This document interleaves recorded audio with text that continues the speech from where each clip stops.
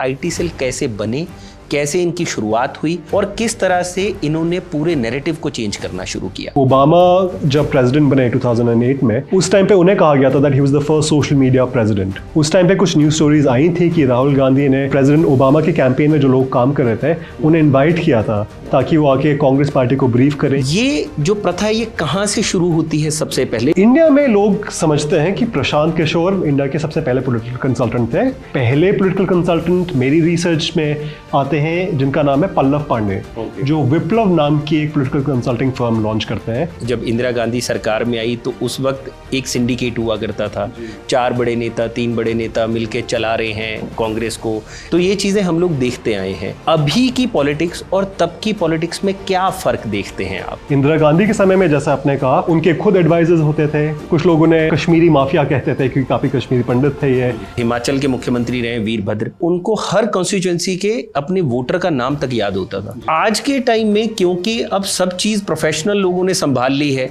तो क्या नेताओं का अपने वोटर से कनेक्ट टूटा है इस चक्कर में? इंदिरा गांधी को ह्यूमन कंप्यूटर बुलाते थे क्योंकि वो एक रिपोजिटरी की तरह थी कि अपनी पार्टी के चाहे मंडल लेवल पे कोई प्रेसिडेंट हो, इंदिरा गांधी उनका नाम याद रहता था।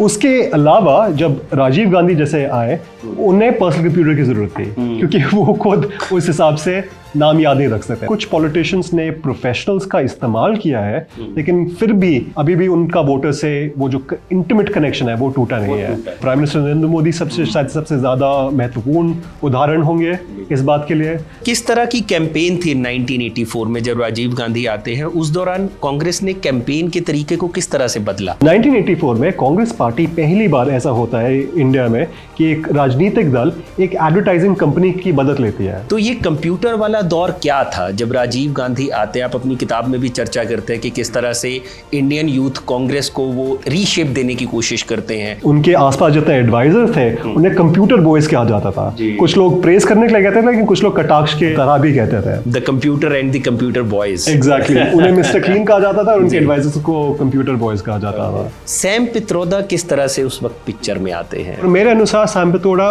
उस चीज को रिप्रेजेंट करते हैं, उन कंप्यूटर बॉयज को रिप्रेजेंट करते हैं जिन्हें राजीव गांधी जी ने काफी महत्वपूर्ण रोल दिया कांग्रेस पार्टी में। तो बीजेपी में वो शिफ्ट चेंज हमको कब देखने को मिलता है जो कांग्रेस ने 1984 में अपनी पार्टी में एटलीस्ट लागू कर दिया था? 84 के बाद प्रमोद महाजन कुछ ऐसे इनोवेशंस लाते हैं पार्टी में, मीडिया सेल बनाना पार्टी का, जर्नलिस्ट से कांटेक्ट रखना, जिससे बीजेपी स्लाइटली मोर विजिबल होती है मेन स्ट्रीम मीडिया में। प्रधानमंत्री नरेंद्र मोदी उस वक्त गुजरात के सीएम हुआ करते थे, उनको चेहरा बनाया गया प्रधानमंत्री पद के लिए। और उस वक्त बैक स्टेज पे क्या चल रहा था? प्रशांत किशोर ने किस तरह से उस इलेक्शन को लीड किया? 2013 में 2014 का चुनाव प्रचार ऑलरेडी शुरू हो गया था। नया स्टाइल कैंपेन का हमने देखा। 2014 को इंडिया का पहला सोशल मीडिया इलेक्शन कहा गया था। उस टाइम पे मणिशंकर अय्यर जी ने एक स्टेटमेंट दी थी कि मोदी अगर आए तो यहाँ पे चाय का वितरण कर सकते हैं, लेकिन वो प्रधानमंत्री कभी नहीं बनेंगे। इमीडिएटली उस टाइम पे सीएजी ने ये बात उठाई कि ये जो उन्होंने कटाक्ष किया है, इसे हम अपना स्लोगन बना देंगे, चाय पर चर्चा करेंगे, हम चाय वाला प्रधानमंत्री बनेगा, इस पे हम कैंपेन चलाएंगे। तो मुझे तो लगता है कई बार कि प्रशांत किशोर को थैंक यू बोलना चाहिए, फूल भेजने चाहिए मणिशंकर अय्यर को। जो काम एक हम्बल कार्यकर्ता करता था एक टाइम पे, जो खुद वो रैली करता था, जो खुद डोर टू डोर कैंपेन चलता था, जो खुद वो प्रिंटेड लिटरेचर प्रोड्यूस करता था, आज कैंपेन कंसल्टेंट्स कर रहे हैं। भारत में जब भी इलेक्शंस होते हैं तो अक्सर ऐसी चीजें आपको देखने की मिलती है कि कौन से नेता ने क्या बयान दिया, कौन सा नेता कौन से मंदिर घूम रहा है, कौन सा नेता किस कम्युनिटी को टैकल करने की कोशिश कर रहा है। तो ऐसी बहुत सी चीजें होती हैं जो उस नेता को सेंट्रिक रखते हुए चीजें जो है उनके इन एंड अराउंड बुनी जाती हैं। पार्टीज की अपनी पॉलिटिक्स होती है, नेताओं की अपनी पॉलिटिक्स होती है, लेकिन बहुत कम लोग हैं जो ये जानते होंगे कि ये जो चीजें गढ़ी जाती हैं किसी नेता के इन एंड अराउंड या पार्टी की पॉलिटिक्स के इन एंड अराउंड, उसकी बैक स्टेज भी एक स्टोरी होती है। उसकी बैक स्टेज में बहुत सारे लोग उस चीज पे काम कर रहे होते हैं, उस इलेक्शन कैंपेन पे काम कर रहे होते हैं, और यहां तक कि जो आप डेमोक्रेसी की शक्ल आज भारत में देख रहे हैं, उसके पीछे भी बहुत से ऐसे हिडन कैरेक्टर्स और ऐसी बहुत सी चीजें रही होंगी जिसको लेकर आज हम बात करने वाले हैं। क्योंकि हमारे साथ अभी मौजूद है अमोघधार शर्मा जी, जिन्होंने किताब लिखी है the back stage of democracy. तो इस किताब में क्या चीज़ें हैं वो जानने से पहले हम आपको अमोघधर शर्मा जी के बारे में कुछ बता देते हैं। अमोघ वैसे तो भारतीय हैं पूर्ण रूप से, हिमाचल से इनकी रूट्स है, दिल्ली में पले बड़े हैं, दिल्ली से एजुकेशन हासिल की है और लंदन के ऑक्सफोर्ड यूनिवर्सिटी से इन्होंने पीएचडी कर रखी है और पोस्ट डॉक्टोरल रिसर्च भी वहीं से कर रहे हैं। दुनिया भर की डेमोक्रेसीज पे अपनी नज़र बनाए रखते हैं और भारत पर इनका खास प्रेम है क्योंकि भारत के रहने वाले हैं। तो आज हम बात करेंगे इनसे इनकी किताब के बारे में और इनसे बहुत सी चीज़ों पर चर्चा होगी जिनके बारे में हम भी मेस्मराइज फील कर रहे हैं ये किताब पढ़ने के बाद, आप तो करेंगे ही। तो शुक्रिया अमोघ हमें टाइम देने के लिए। तो अमोघ सबसे पहले तो आप अपने बारे में कुछ बताइए हमारी पब्लिक। ज़रूर, मेरा नाम अमोघ शर्मा है। जैसा आपने कहा मैं दिल्ली में पला बड़ा हूँ। मेरी पढ़ाई दिल्ली में ही हुई। अंडर ग्रेजुएट डिग्री के लिए मैं दिल्ली यूनिवर्सिटी गया था। वहाँ से मैंने हिंदू कॉलेज से इकोनॉमिक्स ऑनर्स किया जो मुझे काफ़ी पसंद आया। मैं काफ़ी लकी था कि मेरे काफ़ी अच्छे प्रोफेसर्स रहे वहाँ पे। लेकिन इकोनॉमिक्स ऑनर्स करने के बाद मेरा शौक थोड़ा पॉलिटिकल साइंस की तरफ हुआ, तो उसके कारण मैं ऑक्सफोर्ड यूनिवर्सिटी गया जहाँ मैंने एक ऐसी डिग्री पढ़ी जहाँ पे मैं इकोनॉमिक्स और पॉलिटिक्स और हिस्ट्री और अन्य कई डिसिप्लिन्स को साथ ला के इंडिया की डेमोक्रेसी को समझ पाऊँ। तो वहाँ पे पहले मैंने मास्टर्स किया, फिर वहाँ पे मैंने पीएचडी की और जो आज बुक हमारे सामने है ये मेरी पीएचडी थीसिस के ऊपर है। तो अमोघ ये किताब लिखने का आइडिया कैसे आया आपको? बिल्कुल, तो जैसे मैंने कहा मैंने अपनी अंडर ग्रेजुएट डिग्री ख़त्म की 2013 में और उस टाइम पे मैं मास्टर्स डिग्री शुरू कर रहा था और मेरी मास्टर्स डिग्री में एक मास्टर्स थीसिस लिखनी होती है जिसके ऊपर एक टॉपिक सेलेक्ट करना होता है। तो अब आपको याद होगा, आपके कई दर्शकों को याद होगा 2013 में 2014 का चुनाव प्रचार ऑलरेडी शुरू हो गया था। उस टाइम पे प्राइम मिनिस्टर नरेंद्र मोदी चुनाव लड़ रहे थे। उस टाइम पे हमने काफ़ी अलग अलग तरीके की चुनावी प्रतिक्रियाएं देखी। 3D होलोग्राम रैली, कैंपेन करने के कई नए तरीके देखे। बिल्कुल, एक नया स्टाइल कैंपेन का हमने देखा। आपके दर्शकों को याद होगा कि 2014 को इंडिया का पहला सोशल मीडिया इलेक्शन कहा गया था। तो इसमें मेरा काफ़ी विचार बना और मैंने सोचा कि क्यों ना मैं मास्टर्स थीसिस लिखूं कि कैसा हुआ कि इंडिया जैसे देश में सडनली हम सोशल मीडिया कैंपेन का टर्म का इस्तेमाल कर रहे हैं। तो जब मैंने मास्टर्स थीसिस पे रिसर्च शुरू की, मैं संघ परिवार के कुछ लोगों से मिला, मैं बीजेपी के कुछ कार्यकर्ताओं से मिला ताकि उनसे जान सकूं कि किस प्रकार उन्होंने सोशल मीडिया का इस्तेमाल किया। उस टाइम पे मुझे ये रियलाइजेशन हुई कि सोशल मीडिया काफ़ी इंपॉर्टेंट है लेकिन वो बस एक छोटा अंग है। कैंपेन्स जो इंडिया में है काफ़ी बड़े तरीके से बदल रहे हैं, जहाँ पे प्रशांत किशोर जैसे कंसल्टेंट्स आ गए हैं, सोशल मीडिया सेल्स आ गए हैं, लेकिन कुछ रिसर्च सेल्स आ गए हैं, डेटा एनालिसिस की काफ़ी बात हो रही है। तो मैं इस बड़ी पिक्चर को जानने के लिए इस टॉपिक की तरफ आकर्षित हुआ। तो एक्चुअल में ये बड़ी पिक्चर है क्या? जी, तो ये किताब है चुनाव प्रचार के बारे में। चुनाव प्रचार किस तरह से बदल रहे हैं, पहले चुनाव जो 1952 में हुए हैं तब से लेके आज तक किस तरह बदले हैं। और बुक में मैं आर्ग्यू करता हूं कि अगर हमें एक टर्म इस्तेमाल करना पड़े तो मैं कहूंगा चुनाव प्रचार आजकल प्रोफेशनलाइज हो रहे हैं।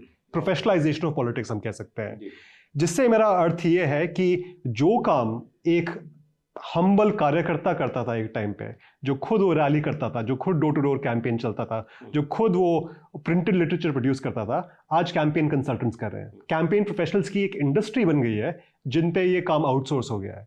मेरा अर्थ प्रोफेशनलाइजेशन से ये है। तो हम लोग अगर शुरुआत से शुरू करें अमोघ, तो 1947 में देश आज़ाद होता है। उस दौरान चुनाव नहीं होते, जो सरकार का स्ट्रक्चर होता है उसी तरह से चलता है। और सबसे पहला जो लोकसभा चुनाव होता है वो होता है 1952 में। तो 1952 में जो चुनाव हुए हैं उसमें हम देखते हैं कि पर्चे बंटते थे, है ना, नेताओं का एक कल्ट होता था, लोगों की नज़र में नेता एक बड़ी फिगर होते थे। और मतलब मैं जब अपने पुराने एंसेस्टर्स या दादा से सुनता हूँ या किसी से, तो वो कहते हैं कि हमने नेहरू को देखा तो हम एकदम चकित रह गए। तो वो एक साइकी थी वोटर की, चीज़ों को लेकर, नेताओं को लेकर, है ना। और उस वक्त सोशल मीडिया का दौर नहीं था, टीवी का दौर नहीं था, रेडियो था सिर्फ जिसके जरिए चीज़ें चलती थी। तो वहाँ से 1952 में जब ये चुनाव प्रचार हो रहे थे, वहाँ से यहाँ तक पहुँचने में कौन कौन सी चीज़ों में बदलाव आया है, क्या बदलाव देखते हैं आप?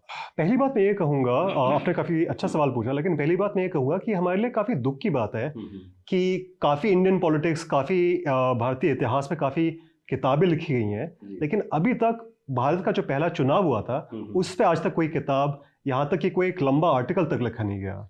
मतलब बहुत से कुछ आर्टिकल मिलेंगे, लेकिन इन डेप्थ रिसर्च की अगर हम बात करें तो बिल्कुल वो नहीं कहीं ना मिलेंगे। कहीं नदारद बिल्कुल, मिलेंगे अगर आप आपको। यूएस डेमोक्रेसी में देखें, हाँ। हर कैंपेन जब होता है उस पे कम से कम 10 किताबें आ जाती हैं। हमारे देश में ये काफी कमी रही है कि जो पहले एक दो जो चुनाव रहे हैं उन पे अभी तक ढंग की रिसर्च नहीं है। वहां पे सिर्फ किताबों में हमको एक आध चैप्टर मिलेगा कि हाँ 1952 में चुनाव हुआ तो क्या हुआ। तो जो आपने सवाल पूछा, आपने बिल्कुल सही बात कही कि जब पहला चुनाव हुआ तो उससे पहले कई बार कुछ लोग कहते हैं लैंपपोस्ट इलेक्शन कहते हैं, कि लोग कहते हैं कि जो उस टाइम पे जो चुनाव हुआ नेहरू के फेस पे हुआ, तो उस टाइम पे कांग्रेस पार्टी टिकट में चाहे कोई लैंपपोस्ट भी अगर बैलेट पेपर में नाम हो तो उसका उसे इलेक्शन जितवा दिया जाता था, तो उसे काफी लोग लैंपपोस्ट इलेक्शन कहते हैं।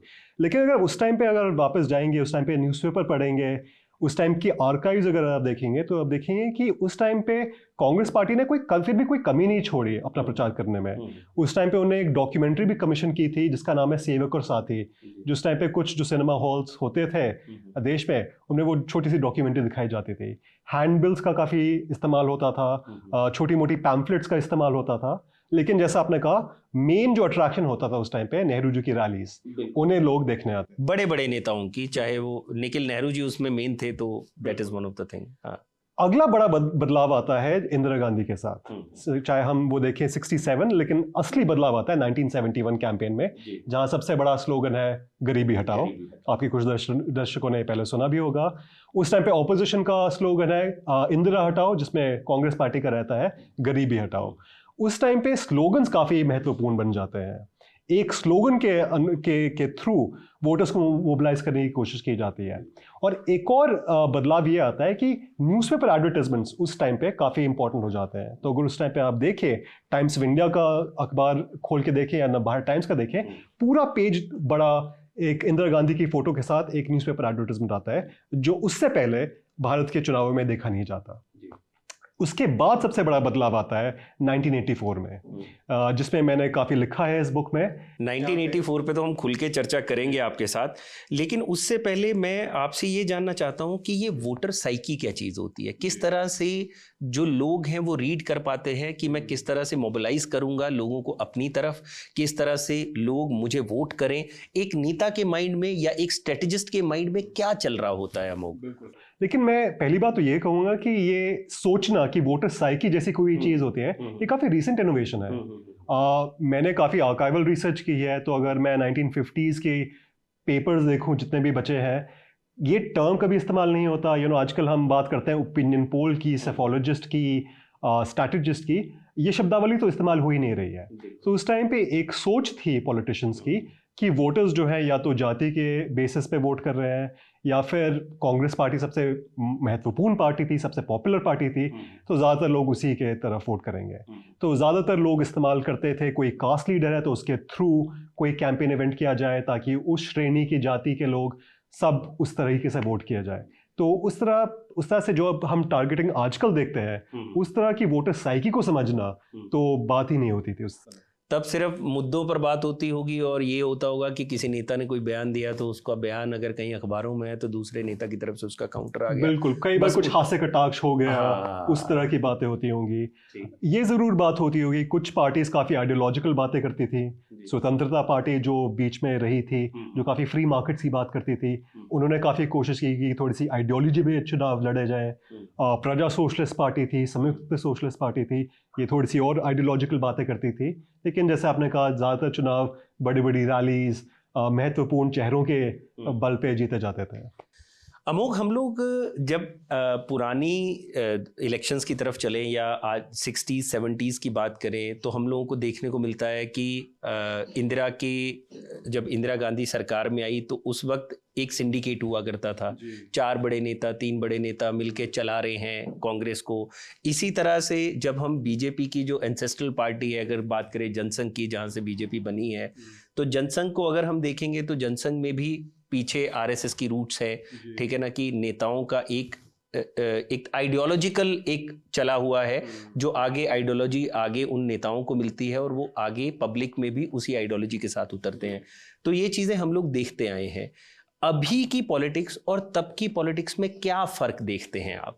काफ़ी महत्वपूर्ण सवाल है, और इसके लिए, इसका जवाब देने के लिए मैं इस बुक का टाइटल थोड़ा सा समझाना चाहूँगा कि मैंने इस किताब का टाइटल बैक स्टेज क्यों रखा। मेरे अनुसार हम लोकतंत्र को एक रंगमंच समझ सकते हैं, और उस रंगमंच के दो हिस्से हैं। एक फ्रंट स्टेज कह सकते हैं, जो सबके सामने चलता है, जो हम न्यूज़पेपर्स में पढ़ते हैं, न्यूज़ चैनल्स में देख सकते हैं, जो हमारी आंखों के सामने स्पष्ट रूप से नजर आता है। लोकतंत्र का एक दूसरा क्षेत्र है जो हमारी आंखों से छुपा रहता है, जिसे हम बैक स्टेज कह सकते हैं।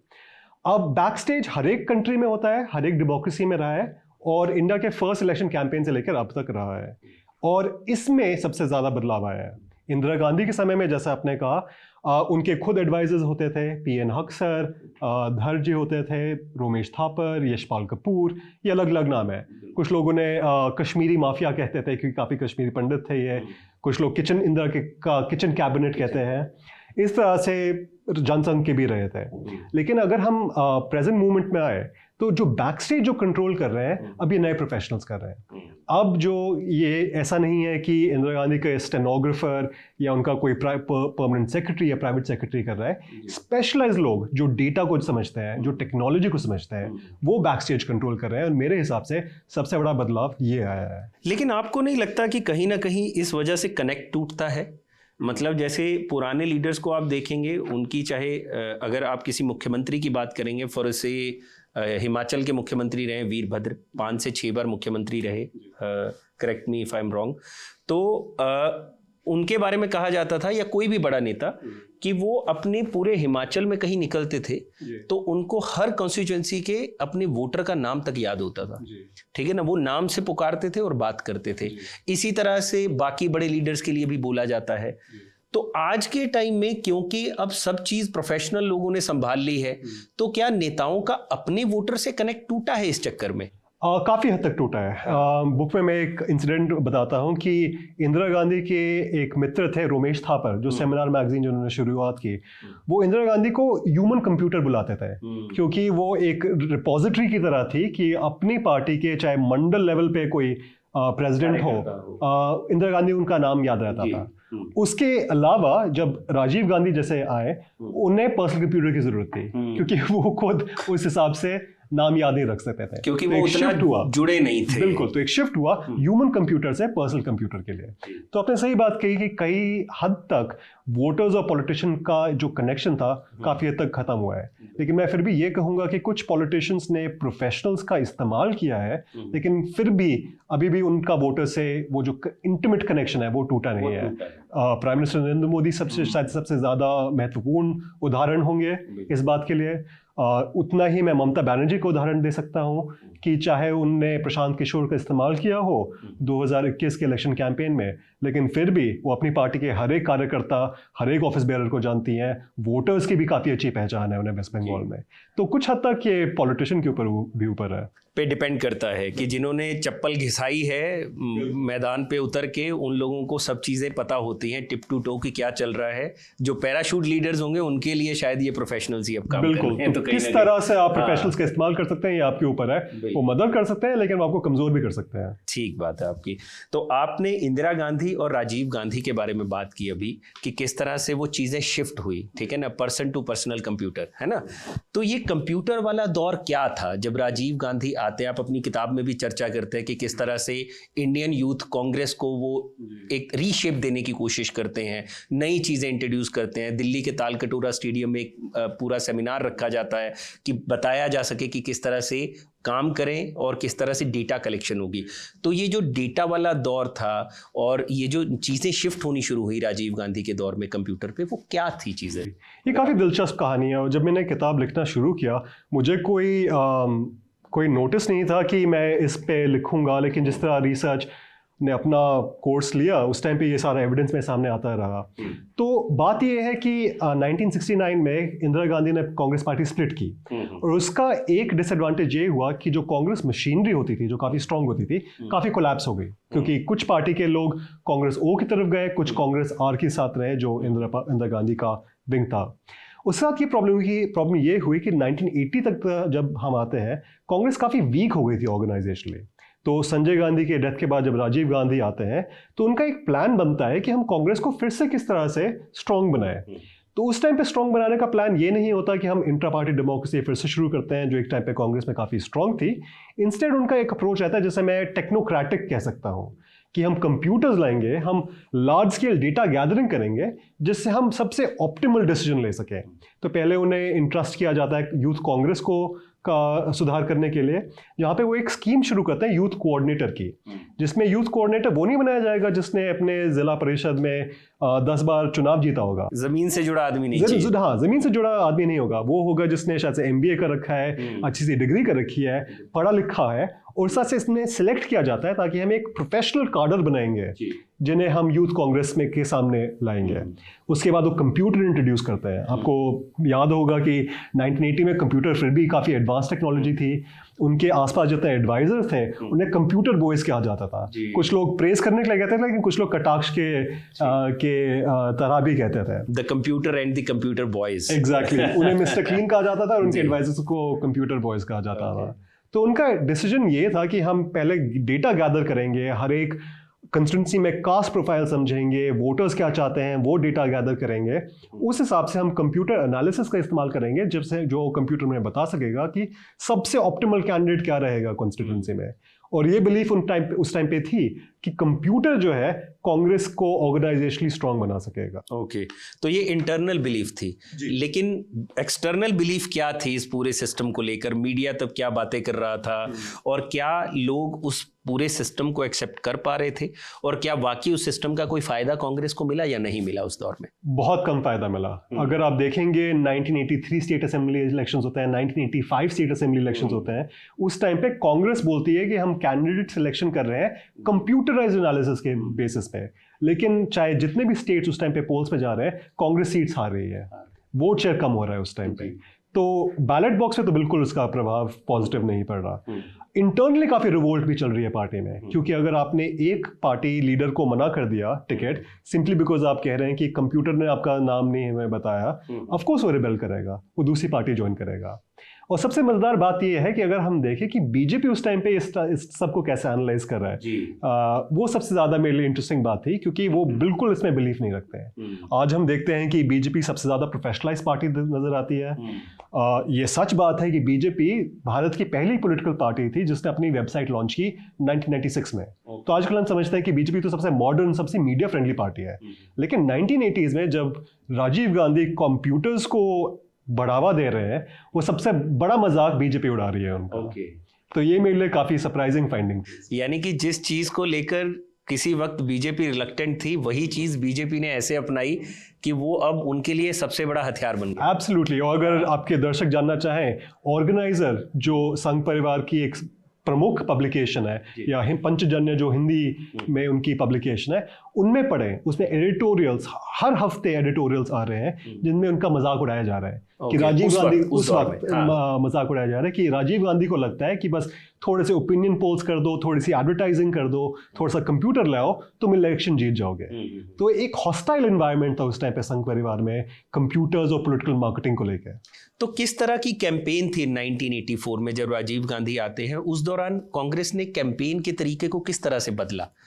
1984 बहुत इंपॉर्टेंट मूवमेंट है। तो अगर मैं कहूं कि ये जो ट्रेंड है प्रोफेशनलाइजेशन का कब शुरू हुआ, मैं कहूंगा कुछ तरीके से आप कह सकते हैं कि 1984 में सबसे बड़े सीड्स इम्प्लांट हुए इसके। शिफ्ट चेंज हुआ बिकॉज 1984 में कांग्रेस पार्टी पहली बार, ऐसा होता है इंडिया में कि एक राजनीतिक दल एक एडवर्टाइजिंग कंपनी की मदद लेती है। उस टाइम पे कांग्रेस पार्टी रिडिफ्यूजन प्राइवेट लिमिटेड नाम की एक कंपनी से मदद लेती है अपने न्यूज़पेपर एडवर्टाइजमेंट्स को बनाने के लिए।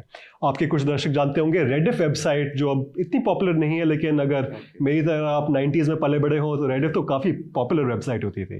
तो जो रेडिफ का ओरिजिन था, रिडिफ्यूजन प्राइवेट लिमिटेड नाम की एक एडवर्टाइजिंग कंपनी में था, जो अजीत बालाकृष्णन जिनके डायरेक्टर थे उस टाइम पे। तो उस टाइम पे वो कांग्रेस पार्टी का एडवर्टाइजिंग कैंपेन हैंडल करते हैं, और चाहे वो टाइम्स ऑफ इंडिया हो, अमृता बाजार पत्रिका हो, पूरे भारत में हर एक कुछ दिनों में बाजार पत्रिका, एबीपी, आनंद बाजार पत्रिका, अमृता बाजार पत्रिका भी उनकी सिस्टर ऑर्गेनाइजेशन है। तो उसमें एक्सट्रीम वॉल्यूम के साथ ये एडवर्टाइजमेंट्स आते हैं, और पूरे पेज बड़े एडवर्टाइजमेंट्स हैं जो अगेन हमने पोस्ट इंडिपेंडेंस इंडिया में आज तक कभी तक हमने देखा नहीं था। तो पूरा विजुअली ओवरवेलम किया जाता है वोटर्स को कांग्रेस पोस्टर्स, कांग्रेस एडवर्टाइजमेंट्स के थ्रू। तो मेरे लिए वो काफ़ी महत्वपूर्ण मोमेंट था जब पॉलिटिकल पार्टीज पॉलिटिकल मार्केटिंग के कब्जे में आई। तो ये वो दौर था यानी कि 1984 में जब पर्चा बांटने की बजाय आप लोगों ने मतलब कांग्रेस ने चीज़ों को अलग तरीके से देखना शुरू किया और चीज़ें अलग होनी भी शुरू हुई, जिसको आज हम जिसका एक रिफाइंड वर्जन देख रहे हैं बीजेपी में। तो सैम पित्रोदा किस तरह से उस वक्त पिक्चर में आते हैं? मतलब एक शख्स जो फॉरेन से पढ़ा हुआ है, वापस लौटता है, राजीव गांधी का सबसे मेन कॉन्फिडेंट बनता है, वो किस तरह से पिक्चर में आते हैं और क्या चीज़ें उस वक्त चेंज होती हैं? तो सैम पित्रोदा पे काफ़ी लिखा भी गया है, बिकॉज इंडिया का जो टेलीकॉम रेवोल्यूशन है उनके खातिर हुआ है, उनने काफ़ी महत्वपूर्ण कंट्रीब्यूशन किया है उसके ऊपर। लेकिन एक चीज़ें काफ़ी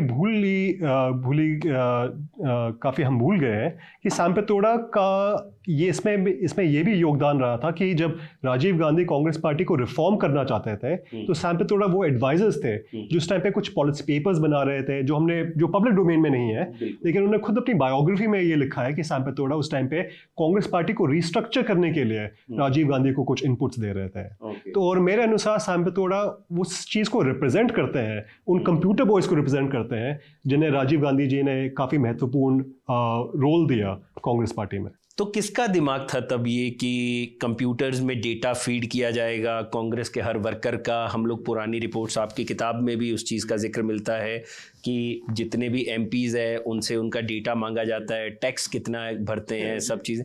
कहाँ किसका दिमाग था, ये क्यों किया जा रहा था ये डेटा का? कांग्रेस को डेटा से ऐसी क्या फैसिनेशन थी उस वक्त? तो हम जानते हैं कि राजीव गांधी का जिस तरह से जहाँ पे उनकी एजुकेशन हुई, कैम्ब्रिज यूनिवर्सिटी में वो गए, शायद से वहाँ पे उन्हें एक्सपोजर मिला कुछ चीज़ों का, जहाँ से उनका ये बिलीफ बना कि कंप्यूटर और डेटा के थ्रू एक साइंटिफिक डिसीजन लिया जा सके जो कांग्रेस पार्टी के लिए महत्वपूर्ण हो। ये हो सकता है। और उस टाइम पे एक लोग हम कह सकते हैं एक विजनरी बात भी थी। कंप्यूटर एजुकेशन पे भी राजीव गांधी ने काफ़ी एम्फेसिस दिया 1980s में, जो हमें ज़रूरी हम उसे भूलें ना। इक्वली मैं ये कहूँगा कि उस टाइम पे बस ये इंडिया में नहीं हो रहा था, ये ग्लोबल स्टोरी बन रही थी। आपके दर्शकों को मालूम होगा कि टाइम मैगजीन जो है, जो काफ़ी इम्पोर्टेंट, काफ़ी मशहूर मैगजीन है, हर साल एक person of the year award दिया जाता है। मेरे अनुसार आई थिंक 1983 या 82 की बात है जहाँ पहली बार person of the year award किसी इंसान को नहीं दिया, कंप्यूटर को टाइम मैगजीन ने पर्सन ऑफ द ईयर बताया। तो ग्लोबली एक माहौल बन रहा था उस टाइम पे जहाँ पे बिलीव था कि फ्यूचर में इंडिया में नहीं, कांग्रेस पार्टी में नहीं, सारी पॉलिटिकल पार्टीज दुनिया की एक तरीके से डिसीजन लेना शुरू करेंगी जहाँ कंप्यूटर्स, डेटा का रोल सबसे ज़्यादा होगा, कार्यकर्ता और जनरल सेक्रेटरीज का इतना नहीं होगा। यानी कि राजीव गांधी को हम इस तरह से देख सकते हैं कि वो अपने वक्त से आगे चलना चाह रहे थे। बिल्कुल, मैं जरूर ये कहूँगा। चाहे उसका फायदा ना मिला हो कांग्रेस पार्टी का, वो तो हमारे आगे सामने स्पष्ट बात है, लेकिन एक काफ़ी विजनरी आइडिया था उनका।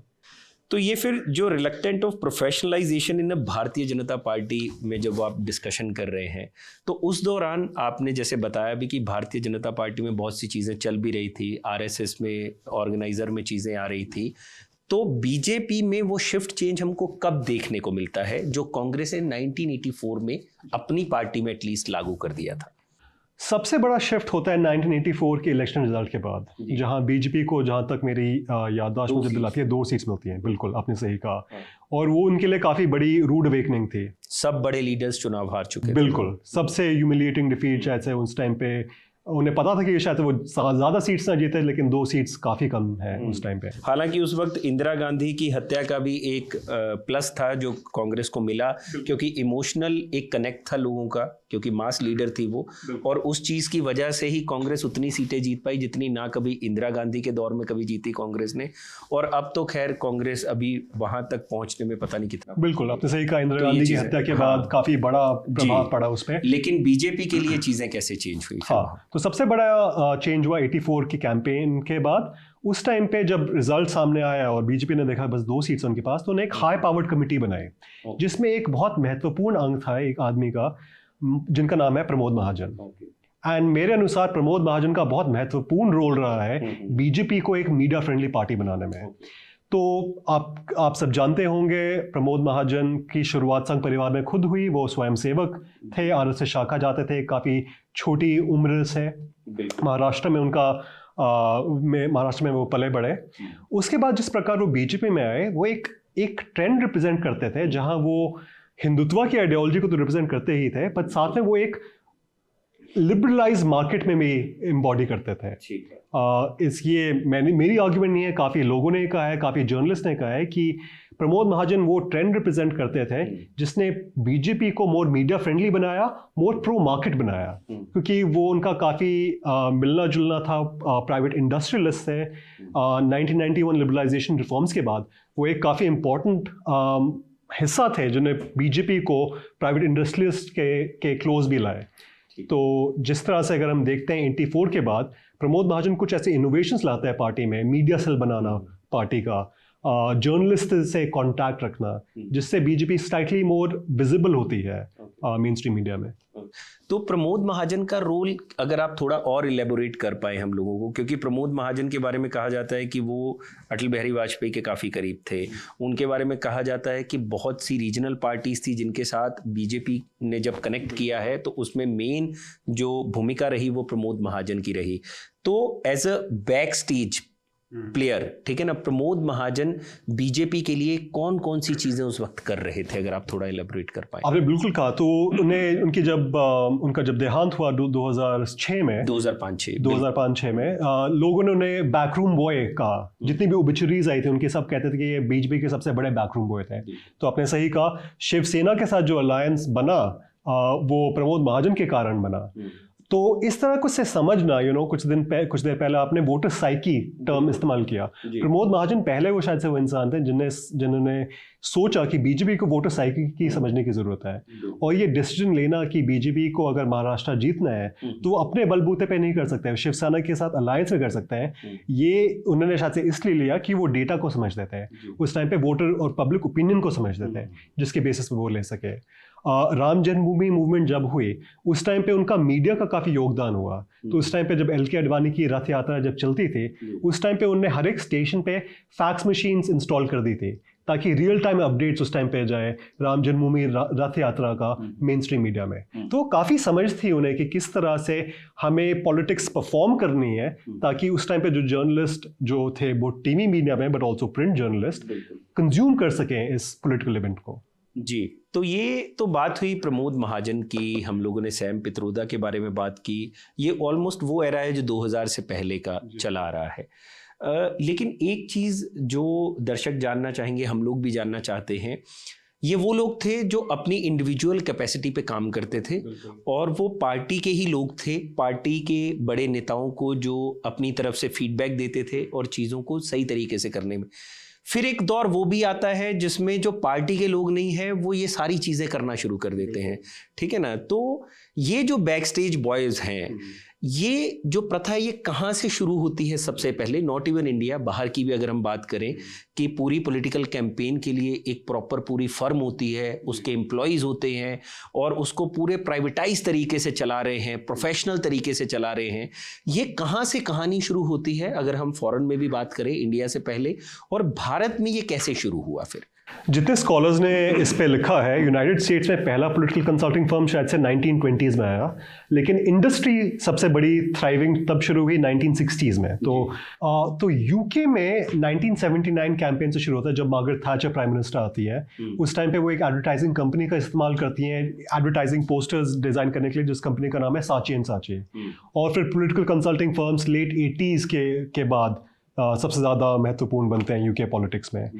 इंडिया में लोग समझते हैं कि प्रशांत किशोर इंडिया के सबसे पहले पॉलिटिकल कंसल्टेंट थे, लेकिन मैं बताना चाहूँगा इस बुक में मैं स्पष्ट करता हूँ कि एक्चुअली पॉलिटिकल कंसल्टिंग फर्म्स 2005-2006 के करीब आते हैं। तो सबसे पहले पॉलिटिकल कंसल्टेंट मेरी रिसर्च में आते हैं जिनका नाम है पल्लव पांडे, जो विप्लव नाम की एक पॉलिटिकल कंसल्टिंग फर्म लॉन्च करते हैं, जिनका एक बहुत इंपॉर्टेंट क्लाइंट रहता है नवीन पटनायक, बिजू जनता दल के। तो रफली इंडिया में ये टाइमिंग रहती है। तो नवीन पटनायक के बारे में अगर बात करें तो वो भी फॉरेन से पढ़े हुए थे, है ना, और वो भी राजीव गांधी की तरह जैसे राजीव गांधी की मदर के जाने के बाद वो सत्ता संभालते हैं, उसी तरह से नवीन पटनायक भी आते हैं और वो काम करते हैं पूरा उन चीज़ों को लेकर। तो आप क्या देखते हैं कि जितने भी पढ़े लिखे लोग हैं, क्या वो फॉरेन की सब चीजें यहाँ पर ला रहे थे, इम्प्लीमेंट करना चाह रहे थे, या उनको भी कोई फीडबैक कर रहा होगा चीजों को लेकर कि क्या चल रहा है? तो कुछ हद तक एक जनरेशनल वेरिएबल तो जरूर है। हाँ। कि जितने एक नया ब्लड आया, राजीव गांधी हो चाहे प्रमोद महाजन हो, तो एक नई सोच आई पॉलिटिक्स में, जो हेजिटेंट नहीं थे कि हम कंसल्टेंट्स को इस्तेमाल करेंगे, जो हम एडवर्टाइजिंग सेक्टर को इस्तेमाल करेंगे। लेकिन ज़रूरी नहीं है कि इन सब ने बाहर से पढ़ाई हो, क्योंकि प्रमोद महाजन तो बिल्कुल भारत में रहे हैं, उनका पालन पोषण यहीं पे हुआ है। उससे ज़्यादा मेरे अनुसार हम टेक्नोलॉजी को रोल दे सकते हैं, हम जनरेशनल टर्नओवर को रोल दे सकते हैं। एक और चीज़ बदली जिसके हिसाब से मुझे लगता है प्रोफेशनलाइजेशन बढ़ी, और वो ये है कि 1991 लिबरलाइजेशन रिफॉर्म्स के बाद इंडिया का जो मिडिल क्लास यूथ था वो स्ट्रगल कर रहा था कि हम इंडियन पॉलिटिक्स में इंटरेस्टेड तो है, लेकिन हमारे पास कोई चैनल नहीं है इंडियन पॉलिटिक्स में पार्टिसिपेट करने का। उन्हें लगता था कि जो मेन स्ट्रीम पोलिटिकल पार्टीज हैं काफ़ी टूट गई हैं, काफ़ी कास्ट, मनी, मसल पावर के थ्रू चलती हैं, और एक एवरेज मिडिल क्लास यूथ को लगता था कि मैं पॉलिटिक्स में एंटर तो करना चाहता हूँ, लेकिन मेरे पास कोई रूट नहीं है। मैं यूथ कांग्रेस में तो नहीं कर सकता, मैं एबीवीपी रूट में तो मेरे लिए कोई चांस नहीं है। तो कैंपेन प्रोफेशनल्स एक ऐसी इंडस्ट्री बन जाती है जो पॉलिटिकल पार्टिसिपेशन अलाउ करती है इस न्यूज़ सेगमेंट को। और मेरे लिए सबसे ज़्यादा महत्वपूर्ण रीज़न 2010s में ये है कि जो एवेन्यू उनके पास पहले नहीं था, ये एवेन्यू अब आ जाता है पॉलिटिकल पार्ट्स। यानी कि इसमें दो चीजें हैं, एक तो ऐसे लड़के जो सीधे पॉलिटिक्स में एंटर नहीं कर पा रहे हैं, वो इसके जरिए भी आते हैं क्योंकि पॉलिटिक्स को लेकर समझ है, चीजों को जानते हैं, किस तरह से नैरेटिव बनता है, किस तरह से प्रोपेगेंडा होगा, सब चीजें उनको पता है। तो एक तो ये है। दूसरा कारण ये भी रहता होगा कि इसी के जरिए शायद एक रास्ता पॉलिटिक्स में भी खुल जाए। बिल्कुल, अगर प्रशांत किशोर को देख लीजिए, एक टाइम पे वो बैक स्टेज के प्लेयर थे, वो फ्रंट स्टेज में आ रहे हैं। जनसूराज जो उन्होंने कैंपेन शुरू किया बिहार में, और हमें कुछ ही महीनों में पता चल जाएगा कितना सक्सेसफुल होगा, चाहे सक्सेसफुल हो चाहे वो जीते या हारे। लेकिन ये एक बहुत बड़ा इंपॉर्टेंट फैक्ट है कि जिन लोगों ने अपना शुरुआत बैक स्टेज से की, वो अब फ्रंट स्टेज में आ रहे हैं। मतलब सबसे बड़ी बात तो ये है कि वो जनसुराज से पहले जेडीयू के साथ भी गए, ठीक है ना, और वाइस प्रेसिडेंट थे। हाँ बिल्कुल। तो सीधे उस पोस्ट तक पहुंचना कोई आसान काम नहीं होता, लेकिन उन्होंने इस स्ट्रेटेजिक जो ये बनाते हैं, वो बैक स्टेज पे जितने बड़े वो प्लेयर बने, उससे ही वो सब चीजें उनके लिए पॉसिबल हो पाई। मेरे पास कोई और उदाहरण नहीं होगा जो इतनी जल्दी किसी पार्टी के वाइस प्रेसिडेंट बन गए हो, चाहे वो पॉलिटिकल डायनेस्टी से ना आए हो, चाहे कोई बड़े इंडस्ट्रियलिस्ट ना हो। ये बहुत कम लोगों को ये प्रिविलेज मिलती है। बिल्कुल सही बात है। तो प्रशांत किशोर की बात हो ही रही है, तो हम लोगों को लगता है कि 2013-14 के दौर में लौटना चाहिए, जब बीजेपी दोबारा से सत्ता में लौटने की पूरी कोशिश में लगी हुई थी। प्रधानमंत्री नरेंद्र मोदी उस वक्त गुजरात के सीएम हुआ करते थे, उनको चेहरा बनाया गया प्रधानमंत्री पद के लिए। और उस वक्त बैक स्टेज पे क्या चल रहा था, किस तरह से वो पूरा कैंपेन गढ़ा गया, और 1984 को जिस तरह से हम एक माइलस्टोन देखते हैं कि चीज़ें चेंज हुई थी पॉलिटिकल लैंडस्केप में, किस तरह से सारी चीज़ों को किया जाएगा इलेक्शन के दौरान। क्या 2013-14 में क्या चेंजेस थे, और क्या वो वाकई में वो भी एक लैंडमार्क इलेक्शन था या कुछ और था? 2014 काफ़ी लैंडमार्क इलेक्शन था, बल्कि उस पर इतनी किताबें लिखी गई हैं। राजीव सरदेसाई ने लिखी है, उल्लेख जी ने लिखी है, लांस प्राइस ने लिखी है। तो उसकी डिटेल्स अगर हम बात करें तो शायद से हमें काफ़ी घंटे लग जाएंगे। लेकिन मेरे अनुसार सबसे बड़ा महत्वपूर्ण चीज़ जो देखने को मिली 2014 में थी, जिसका नाम था सिटीजन्स फॉर अकाउंटेबल गवर्नेंस, जिसके हेड उस टाइम पे प्रशांत किशोर थे। वो हल्का सा मैनेज कर रहे थे। उस टाइम पे वो ओपनली एडमिट नहीं करते थे, उस टाइम पे वो काफ़ी मीडिया को इंटरव्यूज़ नहीं देते थे। अब तो वो काफ़ी मीडिया में काफ़ी आते हैं। तो उस टाइम पे उन्हें एक ऑर्गेनाइजेशन को वो मेंटर कर रहे थे जिसका नाम था सिटीजन्स फॉर अकाउंटेबल गवर्नेंस, जो काफ़ी इनोवेटिव कैंपेन्स लॉन्च कर रही थी। तो हमें याद होगा कि उस टाइम पे मणिशंकर अय्यर जी ने एक स्टेटमेंट दी थी कि प्रधानमंत्री, उन्होंने कहा था कि मोदी अगर आए तो यहाँ पे चाय का वितरण कर सकते हैं, लेकिन वो प्रधानमंत्री कभी नहीं बनेंगे। इमीडिएटली उस टाइम पे सीएजी ने ये बात उठाई कि ये जो उन्होंने जो कटाक्ष किया है, इसे हम अपना स्लोगन बना देंगे। हम बोलेंगे कि चाय पर चर्चा करेंगे, हम चाय वाला प्रधानमंत्री बनेगा, इस पे हम कैंपेन चलाएंगे। तो ये सोच होना, टेक्नोलॉजी को उस टाइम से इस्तेमाल करना, सबसे बड़ा आई थिंक उस टाइम पे इनोवेशन हम देखें। यानी कि चाय पे चर्चा वाला ये जो पूरा मसला है, ये मणिशंकर अय्यर के उस बयान के बाद। बिल्कुल, मुझे तो लगता है कई बार कि प्रशांत किशोर को थैंक यू बोलना चाहिए, फूल भेजना चाहिए मणिशंकर अय्यर को। तो उस वक्त और क्या क्या चीजें हुई, प्रशांत किशोर ने किस तरह से उस इलेक्शन को लीड किया, ताकि हम ये समझ पाएं कि जो ये पॉलिटिकल कंसल्टेंसी फर्म्स हैं वो किस तरह से काम करते हैं। तो प्रशांत किशोर काफी योगदान दे रहे थे उस टाइम पे। पीयूष पांडे थे जो एड गुरु हैं, उस टाइम पे ओग्लिवियन मेथड से जुड़े हुए थे, जिनने कहा गया है, जिनने स्लोगन दिया था अब की बार मोदी सरकार, तो उसके साथ काफी क्लोज कोऑर्डिनेशन थी। और एक और महत्वपूर्ण चीज थी उस टाइम पे ट्विटर का जो योगदान था। उस टाइम पे social media, but particularly Twitter पे जो हैशटैग वर्ड्स होते थे, अब तो बल्कि ट्विटर को हम एक्स बुलाते हैं, अब तो नाम बदल गया, इतना टाइम हो गया है। लेकिन उस टाइम पे जो हवा बन रही थी जिसमें सोशल मीडिया का काफ़ी योगदान रहा था, social media cell, IT department जो बीजेपी में काफ़ी महत्वपूर्ण रोल दिया गया उसे, वो भी कैंपेन का काफ़ी अहम हिस्सा बना। वो आईटी सेल की जो बात होती है, तो चाहे वो कांग्रेस हो, बीजेपी हो, अक्रॉस द पार्टी सबके लोग हैं जो ट्विटर, सोशल मीडिया उनका चलाते हैं। हालांकि एक टर्म दे दी गई है आईटी सेल। तो ये किस तरह से काम करते हैं? पहले क्या होता था, नेताओं की भाषणबाजी होती थी, एक नेता का किसी को लेकर बयान आया, उस नेता ने आगे उसका काउंटर दे दिया, अखबारों में बयान छप गया किसी नेता का, तो दूसरे नेता का भी बयान अगले दिन अखबार में होता था उसी बयान को लेकर। तो ये चीज़ें वही जो आपने पहले ही बताया, एक लाफेबल बेंटर भी रहता था चीज़ों को लेकर कि हंसी मजाक में चीज़ें उड़ा दी जाती थी। लेकिन अब एक छोटा से कोई चीज़ उछलती है और उसको इस तरह से लपक लिया जाता है कि जिसका कोई और ही रूप बन जाता है। तो उस चीज़ को किस तरह से देखते हैं कि ये आईटी सेल कैसे बने, कैसे इनकी शुरुआत हुई और किस तरह से इन्होंने पूरे नैरेटिव को चेंज करना शुरू किया? तो मैं दो चीज़ें पहले कहूँगा। पहली बात यह है कि किसी भी दो पार्टीज का आईटी सेल सेम नहीं होता और ये आसानी से बदलता भी रहता है।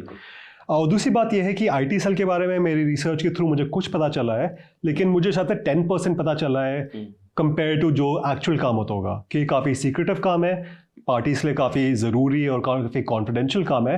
तो रिसर्चर्स हो चाहे जर्नलिस्ट हो, पूरी बात तो हमें शायद से पता नहीं चलती, शायद से अगले 30-20 सालों में पता चलेगा कि अब क्या हो रहा है। तो ये दो मेरे कैवियट्स रहेंगे। IT cells, social media cells का usually start both BJP, Congress और रीजनल पार्टीज में 2008-2009 के करीब हुआ। उस टाइम पे आपको याद होगा, ओबामा जब प्रेसिडेंट बने 2008 में, उस टाइम पे उन्हें कहा गया था that he was the first social media president. उस टाइम पे कुछ न्यूज़ स्टोरीज आई थी कि राहुल गांधी ने प्रेसिडेंट ओबामा के कैंपेन में जो लोग काम कर रहे थे उन्हें इनवाइट किया था ताकि वो आके कांग्रेस पार्टी को ब्रीफ करें। 1-2 दिन की वर्कशॉप्स रखी थी ताकि कांग्रेस पार्टी को थोड़ा सा एडवाइस किया जाए। 2009 के जनरल इलेक्शन कैंपेन में कांग्रेस पार्टी ने कुछ इंटरनेट कियोस्क्स के साथ एक्सपेरिमेंट किया था कि उस टाइम पे आपको याद होगा डिजिटल पेनिट्रेशन इतनी नहीं थी, ब्रॉडबैंड रेट्स तो अभी भी काफ़ी कम है, उस टाइम पे तो और भी कम थे। तो उस टाइम पे इंटरनेट कियोस्क्स बना दिए थे छोटे शहरों में, विलेजेस में, जिसके थ्रू लोग कैंपेन कनेक्ट कर सकें। लेकिन बीजेपी ने काफ़ी एक्सटेंसिव इस पे आउटरीच किया 2012 के करीब। उस टाइम पे प्रोद्योत बोरा का काफ़ी इम्पोर्टेंट रोल रहा, जो ब्रीफली पार्टी में भी थे। उन्होंने असम से एमएलए टिकट में आई थिंक एक इलेक्शन जीता भी था।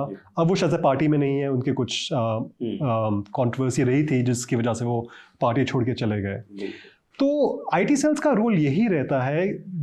आईटी सेल्स में दो लोग के तरीके से काम करते हैं। एक होते हैं जो पार्टी एम्प्लॉयज़ होते हैं, जिन्हें शायद से पार्टी से पेमेंट भी मिलती है, वो 24/7 शायद से काम करते हैं पार्टी के लिए।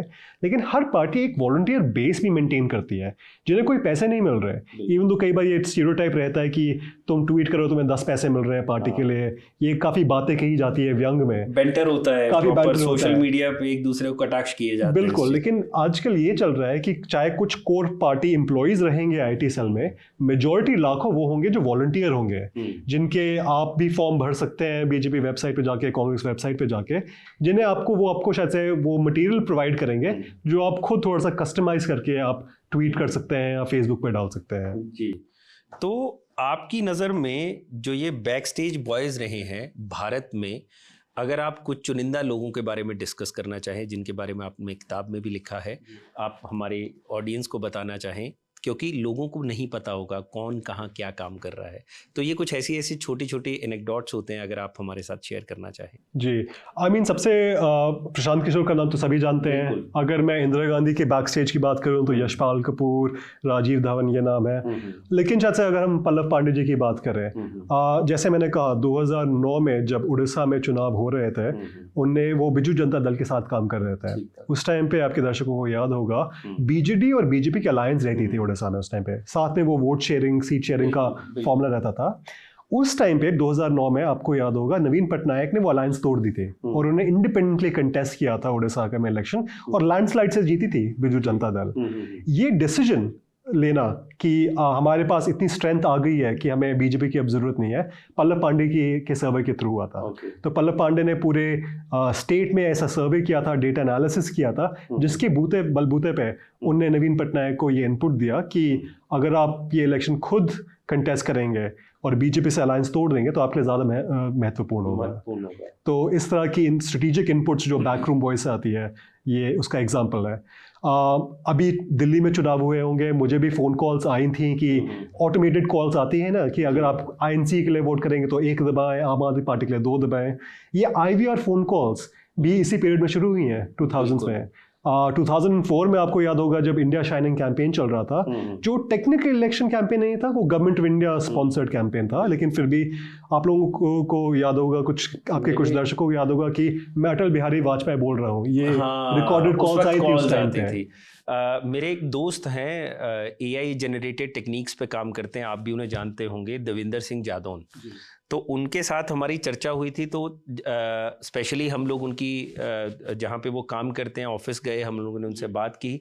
तो पहली बार मुझे ये समझ आया कि शुरुआत में जो दौर होता था उसमें तो हम लोग बात कर रहे हैं कि कॉल आता है, वो रिकॉर्डेड मैसेज है। अटल बिहारी वाजपेयी के दौर में भी रहा, हेलो जी मैं केजरीवाल बोल रहा हूँ, वो भी रहा, मैं नरेंद्र मोदी बात कर रहा हूँ, ये सब रहा। लेकिन वो कॉल ऐसी होती थी, वो वन वे कम्युनिकेशन था कि आपको आया, ख़त्म। और मैं इस बार के इलेक्शंस में ये देखकर हैरान रह गया कि कॉल सब 2 वे कम्युनिकेशन भी कर रही है AI जनरेटेड टेक्निक्स के जरिए।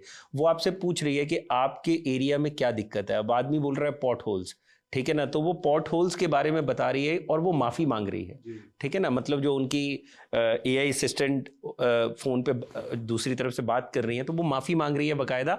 और एक आम हमारे जैसे लोगों को लगेगा Tier 1 सिटीज़ में रहने वालों की हाँ ये ऑटोमेटेड जनरेटेड टेक्निक से बात हो रही है, लेकिन एक नॉर्मल आदमी को अगर सेम वैसा कॉल जाए और वो हिंदी में उससे बात करें और वो हिंदी में अगर उसकी बात का जवाब भी दे, तो उसको लगेगा कि सामने शायद कोई बैठा है।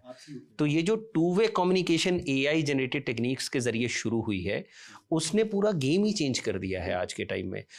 तो मैं यहाँ पे आना चाह रहा था कि जो इंडियन इलेक्शंस इस बार हुए हैं 2024 में, पॉलिटिकल कंसल्टेंसी फर्म्स तो अपना काम कर ही रही थी, AI जनरेटेड टेक्निक्स को आप किस तरह से देखते हैं इस पूरी पिक्चर में? बल्कि मैं ये समझता हूँ कि ये प्रोफेशनलाइजेशन का फ्यूचर ट्रेंड है। 2014 में जब बात हो रही थी, तब एक पॉलिटिकल कंसल्टिंग फर्म था जो एक जर्नलिस्ट की कैपेसिटी में काम कर रहा था। वो रोड शोज भी कर रहे हैं, चाय पर चर्चा भी कर रहे हैं, ट्विटर में भी कुछ हैशटैग वॉर्स चल रहे हैं। इंक्रीजिंगली अब जो फर्म्स हम देख रहे हैं, जो कैंपेन कंसल्टेंट्स बन रहे हैं, वो स्पेशलाइज काम कर रहे हैं। तो एक सिंगल AI फर्म की सिंगल कोर कॉम्पिटेंसी होगी कि वो ये ऐसी वीडियोस, ये ऑटोमेटेड कॉल्स जिसमें 2 वे इंटरेक्शन पॉसिबल है, वो बना रही है। मेरे अनुसार ये फ्यूचर होगा कि हम जनरलिस्ट फर्म्स कम देखेंगे, स्पेशलिस्ट फर्म्स जिन्हें पार्टीज हायर कर रही हैं। ये मेरे हिसाब से फ्यूचर रहेगा प्रोफेशनलाइजेशन का इंडिया में। और आपने सही कहा कि कम से कम 10 या 20 साल ही लगे compare to that first phone call जहाँ मैं अटल बिहारी वाजपेयी बोल रहा हूँ, जो मैं पता है कि ये प्री रिकॉर्डेड है, कंपेयर टू अब जहाँ पे शायद से शहरों में भी लोग शायद से भूल जाएंगे, नहीं पकड़ पाएंगे शायद से। अब तो शायद से उसमें थोड़ा सा बोलेंगे कि पानी की दिक्कत है, राशन की दिक्कत है, तो थोड़ा सा पॉज के बाद लगता है कि अच्छा वो सुन रहा है। अगले 5 साल में हो सकता है एकदम परफेक्ट हो जाएगा। बिल्कुल। तो वो धीरे धीरे दिक्कतें वो भी चेंज हो जाएंगी। तो हम लोगों ने बहुत कुछ देखा है इस बार।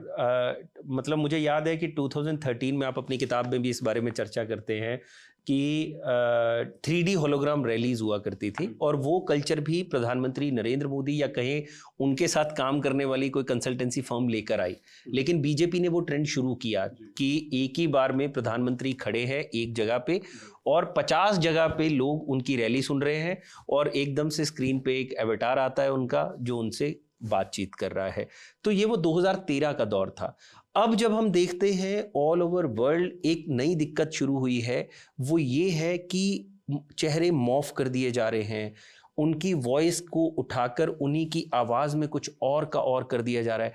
तो ये जो AI जनरेटेड टेक्निक्स का इस्तेमाल इलेक्शंस में हो रहा है all over the world, even in India, उसके थ्रेट्स और उसके नेगेटिव्स प्लस पॉजिटिव्स क्या हैं आपकी नज़र में? मैं कई बार अपने दोस्तों के साथ मजाक में बोलता हूँ कि थैंक गॉड मैंने बुक पब्लिश कर दी जब कर दी कि ऑलरेडी आउटडेटेड हो गई है। टेक्नोलॉजी इतनी जल्दी बदल रही है कि जो चीज़ें मैंने शायद से बुक में लिखी हैं कितनी और मैं लिख सकता था। डीफेक्स जिनका आपने जो उदाहरण दिया बदल रही है। अभी पिछले साल की बात है या 2023 की बात है, डीएमके ने एक पार्टी कॉन्क्लेव की थी जहां पे उनने लेट करुणानिधि की एक वीडियो दिखाई जो डीफेक टेक्नोलॉजी के थ्रू बनी थी। तो आई थिंक ये फ्यूचर है। हैविंग सेड दैट मैं ये कहूँगा कि 2024 में काफ़ी वरी थी लोगों के हिसाब में कि लोग बहक जाएंगे कि डीफेक वीडियोस इतनी उछल रही थी। लेकिन इन दी एंड जर्नलिस्ट ने काफ़ी ये कहा है कि जितना डर था कि जितनी वॉल्यूम से डीफेक वीडियोस सर्कुलेट की जाएंगी उतना इवेंचुअली नहीं हुआ। शायद से इसलिए नहीं हुआ कि लोगों को लगता था कि बीजेपी की ऑलरेडी एडवांटेज है, शायद से बीजेपी को फुल मेजॉरिटी मिल जाएगी, तो थोड़ा सा maybe everyone took the campaign for granted, जिसे कह सकते हैं। अगली बार शायद से हमें एक्चुअल पोटेंशियल दिखेगा। ओके, तो आपको लगता है कि जैसे जैसे और आने 5 साल बाद जो आने वाले 5 साल में इलेक्शंस आएंगे तो उसमें ट्रेंड जो है वो पता नहीं टेक्नोलॉजी की तरफ को चली जाए? वो कहावत है ना, 1 week is a long time in politics। तो अगले 5 सालों की तो बात मैं नहीं कर सकता। क्या पता, हो सकता है एज कंज्यूमर्स एज वोटर शायद से हमें ज़्यादा समझ होगी इस बात की। मेरा होप तो ज़रूर है, क्योंकि चाहे कुछ हो जाए आई थिंक वोटर्स पे जो प्रभाव पड़ता है सबसे ज़्यादा चिंता मुझे उस बात की है कि जो उस पर नेगेटिव इम्पैक्ट पड़ता है, जिस तरह से मिस इन्फॉर्मेशन फैलती है, उस पर काफ़ी अच्छे कैंपेन्स भी चल रहे हैं। Academics, journalist, scholars, civil society activist कर रहे हैं कि हम वोटर्स को एजुकेट कर सकें मिस इन्फॉर्मेशन के खिलाफ, डीप फेक्स के खिलाफ। तो 5 years is a long time. देखते हैं अगले साल तक क्या होता है।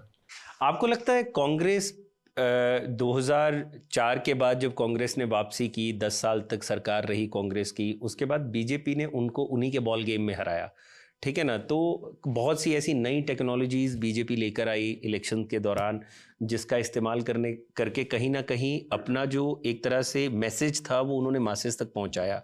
हालांकि इसमें प्रधानमंत्री नरेंद्र मोदी का एक बहुत बड़ा योगदान रहा है, क्योंकि उन्होंने वो गुजरात मॉडल पब्लिक तक एक तरह से पहुंचा दिया, जो थोड़े टाइम बाद हमने देखा कि वही वैसा ही काम दिल्ली की सरकार ने भी करने की कोशिश की कि अरविंद केजरीवाल मॉडल है हमारा, केरला मॉडल, अलग-अलग मॉडल्स चलते हैं। हालांकि मेरा ये मानना है पॉलिटिक्स के स्टूडेंट के तौर पर कि कम से कम 20 से 25 साल अगर किसी जगह पे किसी की सरकार रही हो, तब उस सरकार का जो कामकाज है उसको मॉडल माना जाता है, ठीक है ना?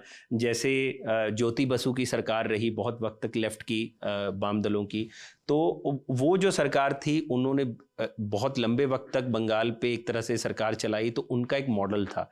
प्रधानमंत्री नरेंद्र मोदी की बात करें तो 15 से 20 साल, इवन उनसे पहले भी गुजरात में बीजेपी की ही सरकार थी, तो एक तरह से 20 साल तक वो चीज़ें चलती रही, और अब वो भी टाइम बहुत ज़्यादा हो गया बीजेपी वहाँ पे मतलब सरकार बनाए, तो उसका भी एक मॉडल है, ठीक है? तो इसी तरह से मॉडल कह देना किसी भी जगह को थोड़ा सा जल्दबाजी हो जाती है। जैसे दिल्ली सिर्फ 10 साल ही हुए थे, लेकिन उसके बाद पब्लिक ने उस मॉडल को कहीं ना कहीं नकार दिया, अगर हम बात करें तो।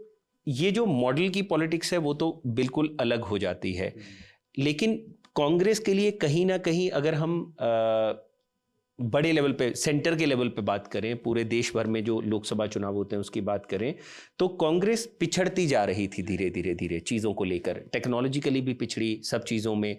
फिर 2017 में वो दौर आया जब सोनिया गांधी ने कहीं ना कहीं जो रिसर्च डिपार्टमेंट है उसको दोबारा जिंदा करने की कोशिश की, राजीव गौड़ा को उसका प्रेसिडेंट बनाया। आप अपनी किताब में भी वो वाकया दर्ज करते हैं। तो उस दौरान सोनिया गांधी या 2017 में कांग्रेस क्या सोच रही थी? काफ़ी कोशिश थी कि डिफरेंट सेल्स, डिफरेंट डिपार्टमेंट्स बनाए जाएं जिसके थ्रू इनपुट्स आ सके, ग्रास रूट से डिफरेंट पार्टी वर्कर्स है, थोड़ी सी इंटर पार्टी डेमोक्रेसी आ सके, जिस तरह से जो पार्टी इंफॉर्मेशन कलेक्ट कर रही है उसका सही यूज़ हो। तो रिसर्च डिपार्टमेंट ने उस टाइम पे काफ़ी काम किया, मैनिफेस्टो बनाने में कई बार इनपुट्स देते थे वो पार्टी स्पोक्समैन को जो न्यूज़ चैनल्स में आते हैं, कई बार एमपीज़ को, ताकि वो सही सवाल पूछ सकें। तो रिसर्च डिपार्टमेंट काफ़ी इम्पोर्टेंट रोल रहा है इसमें। लेकिन जो आपने कांग्रेस और बीजेपी को कंपेयर किया, आई थिंक वो काफ़ी एक इंटरेस्टिंग पॉइंट है, क्योंकि मेरे हिसाब से बीजेपी चुनाव इसलिए नहीं जीती क्योंकि वो ज्यादा कैंपेन प्रोफेशनल्स को हायर करती है, या शायद से उनके पास कोई ऐसी टेक्नोलॉजी है जो बाकी पार्टीज नहीं जानती। बिल्कुल। तो मैं ये नहीं चाहूंगा कि मेरे बुक के थ्रू रीडर्स ये समझें कि professionalization is the route to success. ये मैं बिल्कुल नहीं मानता। द रियल आर्ग्यूमेंट मेरे हिसाब से ये है कि आपके पास पार्टी की ऑर्गेनाइजेशनल स्ट्रेंथ है, आइडियोलॉजिकल क्लैरिटी है कि आपकी पार्टी में, जो व्हेन कंबाइंड विद प्रोफेशनलाइजेशन आपको सक्सेस देती है। बिल्कुल। तो आपका मानना ये है कि कहीं ना कहीं अपनी आइडियोलॉजी पे चलते हुए पार्टीज अपने कार्डर बेस के साथ मिलकर और इन प्रोफेशनल्स का फायदा लेकर, जो बैक स्टेज बॉयज हैं, तो ये कहीं ना कहीं प्रोफेशनल्स उस चीज को और एम्पलीफाई करने में मदद करते हैं। बिल्कुल, दोनों चीजें इंपॉर्टेंट है। One can't be the substitute for another. जी। तो चलिए, आपसे चर्चा हुई अमोक जी, बढ़िया लगा। The back stage of democracy आप भी पढ़िए। कैम्ब्रिज की तरफ से, कैम्ब्रिज यूनिवर्सिटी प्रेस की तरफ से ये किताब छापी गई है और ये अमेजोन पे अवेलेबल है अमोक। हाँ, तो ये अमेजोन पे किताब आपको मिल जाएगी। इसे आप आज के आज मंगवाइए, पढ़िए। कमेंट सेक्शन में बताइएगा, कुछ सवाल अगर छूट गए हों तो अमोक से हम दोबारा मिलेंगे, इन चीज़ों पर चर्चा होगी और आपके कुछ सवाल होंगे तो वो भी हम लेंगे। तब तक के लिए शुक्रिया। देखते रहिए खबरगांव। Thank you.